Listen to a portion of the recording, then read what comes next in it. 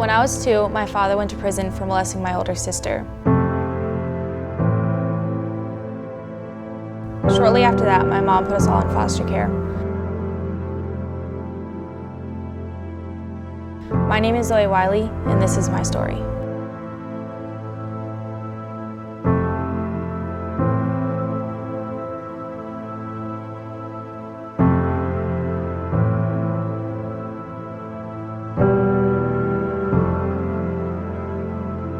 Whenever I was 3, I went into my first foster home. The lady was super awesome because we were her first family. I had 4 other siblings, and one of them was my full sibling. We had the same parents. The other 3 had a different dad. We were there for 6 months, I think, and then my aunt and uncle made sure that they found a lady who I could go live with instead of having to go to another group home or something like that.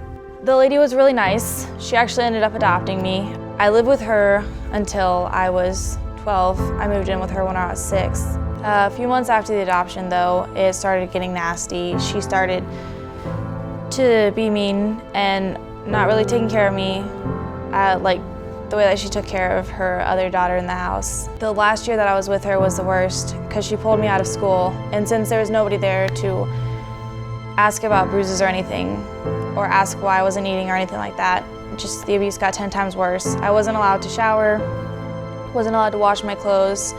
I pretty much spent my whole childhood standing on a single square tile. I had to stand there day and night. Sometimes I had to stand there naked. I wasn't allowed to brush my teeth. I was hardly ever allowed to sleep. If she caught me sleeping, she would drag me out of the bed.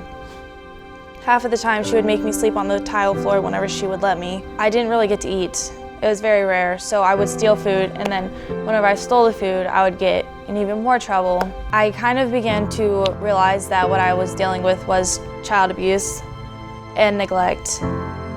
But I didn't say anything because I didn't think that anybody would believe me, or that the bruises weren't dark enough, because she would always tell people that I put them there myself. If there were any scratches on my body, like I did it myself so that I could get attention. That's all that she ever told anybody. I remember my grandparents at the time, whenever she would go to the bathroom or whenever I would be in a room alone with them, they would either sneak me food or they would ask me about what was going on, and every single time I would tell lies, and I would just say I don't know where I got that bruise or anything like that. I never told on her.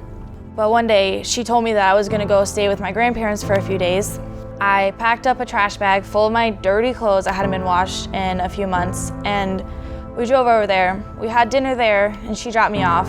I remember it was so crazy to me that my grandma was just like, eat whatever you want. I went from 75 pounds to probably 115 pounds. I gained weight pretty quickly after I was able to eat. I was really happy. It was going really good. The lady used to call me, and she'd be like, do you want to come home yet? And I would keep saying, no, I want to stay a little longer.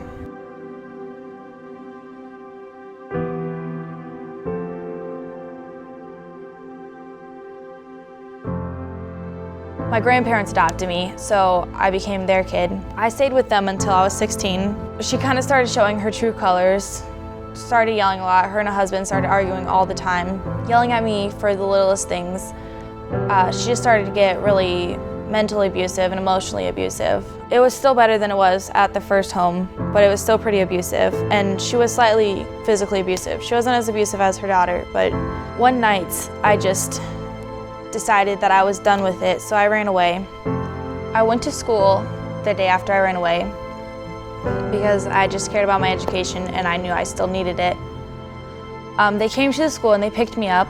The whole entire time they kept asking me where I had went, and I refused to tell them where I'd gone, so they called the police on me to try to have them get it out of me, but I still wasn't going to tell. The police put me in the back of the police cruiser, and while I was in there, I had a safety pin in my pocket. I decided to cut my legs and stuff just because I didn't know what to do, and that's something I had been using as a coping skill. So the police officer put me in handcuffs, and then after that, the police officer took me to the Baker Act facility. While I was there, I remember them calling me, and they found out that I had done this stuff with a boy. And after they found that out, they didn't want me, and they tried to leave me there, but a police officer threatened to charge them with felony child abandonment, so they had to come pick me up. So I took some pills that I had been prescribed, and I decided to try to take them all.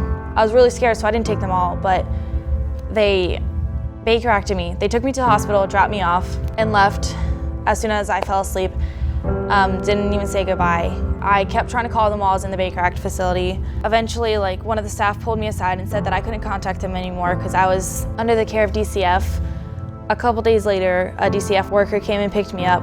And I remember the only thing that I was worried about the whole entire time was whether or not my adoptive parents were going to get charged with felony abandonment, because I did not want that for them.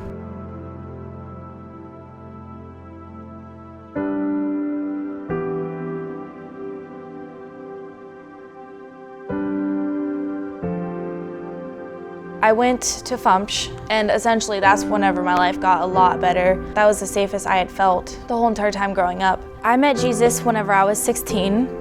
I was living at FUMSH, and whenever I realized that he was real and that he was actually out there, I wanted nothing to do with him. I couldn't stand him, and on a regular basis I would tell him I hated him.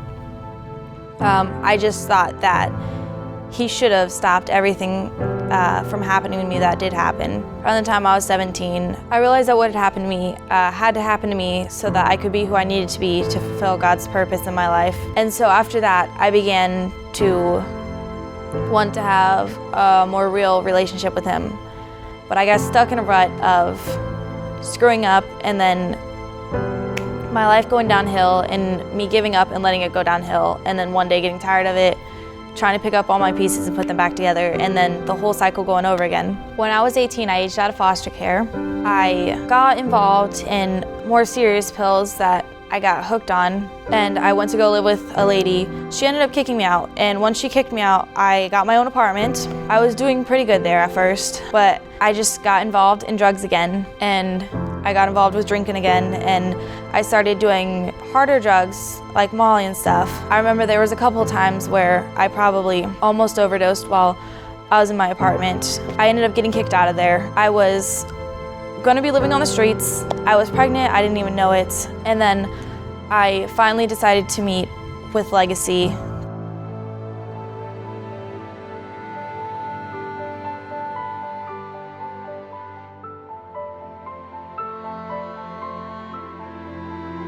Whenever I walked upstairs, I remember that I just fell in love with the place. I loved the house, and the setup was just really peaceful. I just loved the peace that was in the house. I just loved Rich and Brandy a lot. And so I decided that I did want to go there. I had to go to work, but after I got out of work that day, Rich told me that I could move in that night, so I did.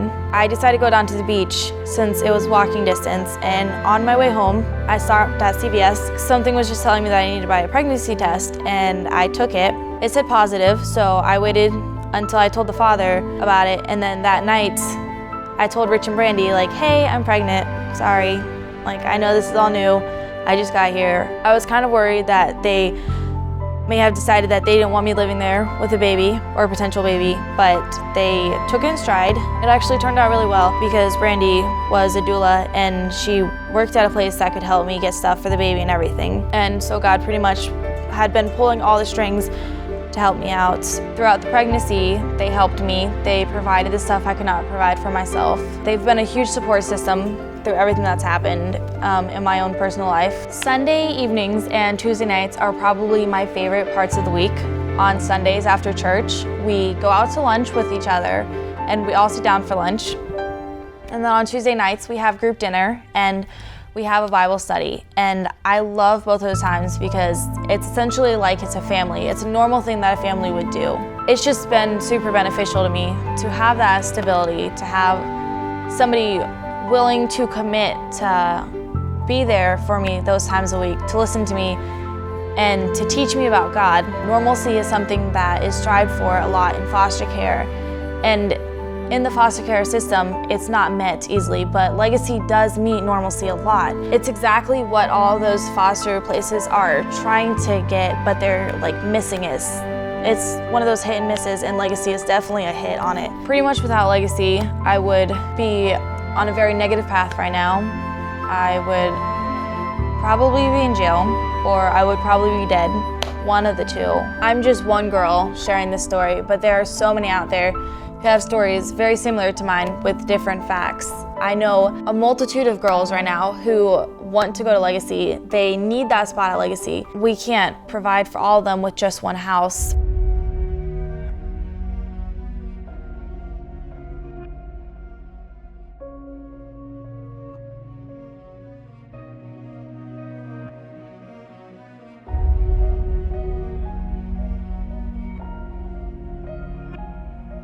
Legacy is a very necessary program, and we need more houses like it. Because of the changes I have seen in my own personal life and the changes I have seen in myself that have made me into a better person, a better disciple of God, I fully believe that this program is meant to be here.